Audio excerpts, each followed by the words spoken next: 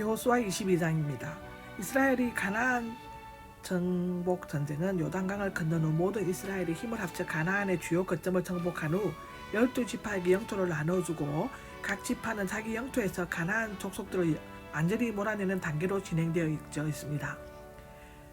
본장은 영토 분할에 마친 요단 동편 두 지파 반이 자기들의 땅으로 돌아갈 때 일어났던 사건을 기록하고 있는데요. 이것은 자칫하면 새롭게 시작한 이스라엘 사회를 처참한 동족 전쟁으로 몰아갈 수 있었던 실로 위태로운 사건이었다고 기록되어져 있습니다. 그러나 하나님의 섭리로 비극은 발생하지 않았고 이스라엘은 귀중한 교훈을 얻게 되었습니다. 요단 동편 두 지파 반의 병사들이 귀환을 했는데요. 1절에서 기절에 기록하고 있습니다.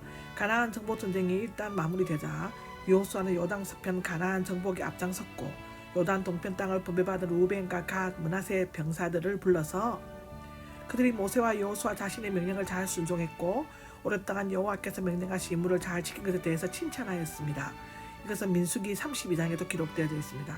그리고는 그들이 상속재산으로 받았던 요단 동편 땅으로 돌아가서 여러 가지 지켜야 할 바를 건면한 후 축복하고 많은 재산과 가축들과 금을 주어 그들의 땅으로 돌아가게 했습니다.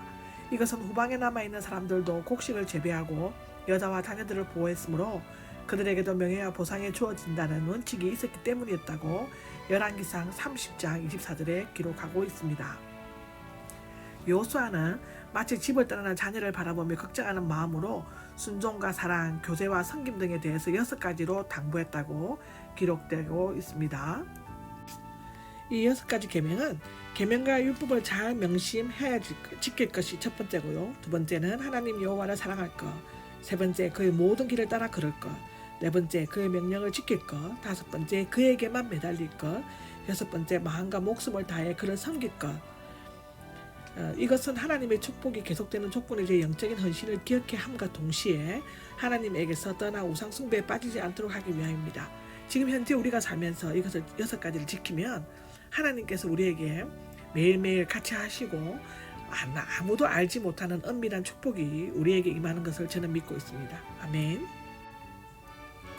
요단 동편 지파들이 요단 강가에 제단을 세운 것은 10절에서 20절에 기록되어져 있습니다.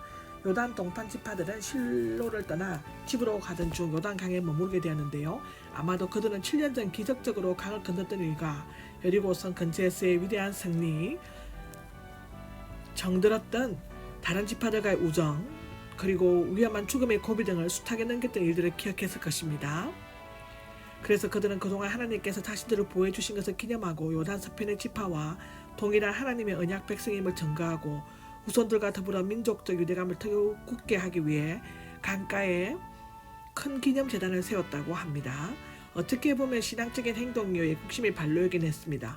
그러나 이것은 꼭 요단 서편 지파들의 오해를 불러일으켰고, 왜냐하면 그들은 실로에 하나님의 제단이 있었음에도 불구하고 또 다른 달을 찾는 것은 우상 숭배와 다를 바 없으며 그들이 하나님을 배반하고 모세의 법에 어긋나는 다른 제단을 세운 것으로 생각했기 때문이라고 민수기 22장, 레위기 17장에도 나와 있습니다. 그들은 과거 강약 생활에서 우상 숭배의 결과가 어떤지를 뼈저리게 경험했기 때문에 민감하게 반응했을 것 같습니다. 민수기 25장에도 기록되어져 있죠.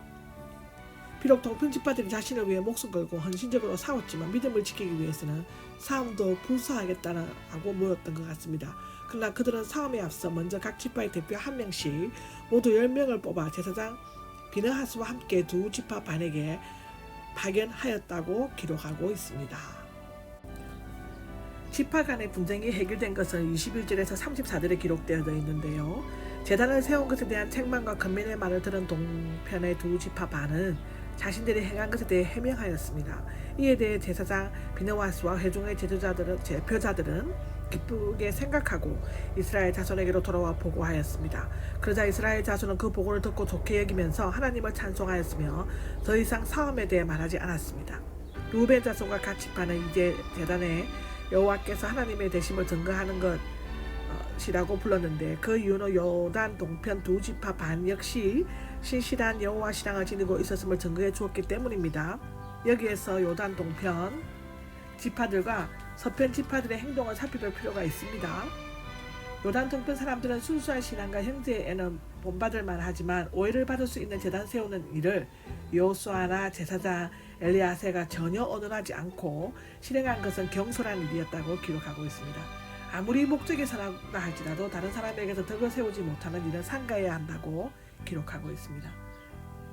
서편 지파들은 지난날 범했던 죄를 되풀이하지 않기 위해 의변을 낸 것은 좋게 평가할 수 있지만 진리를 정확히 파악하기 전에는 섣불리 판단하고 정죄하려고 한 것은 잘못된 일이었습니다.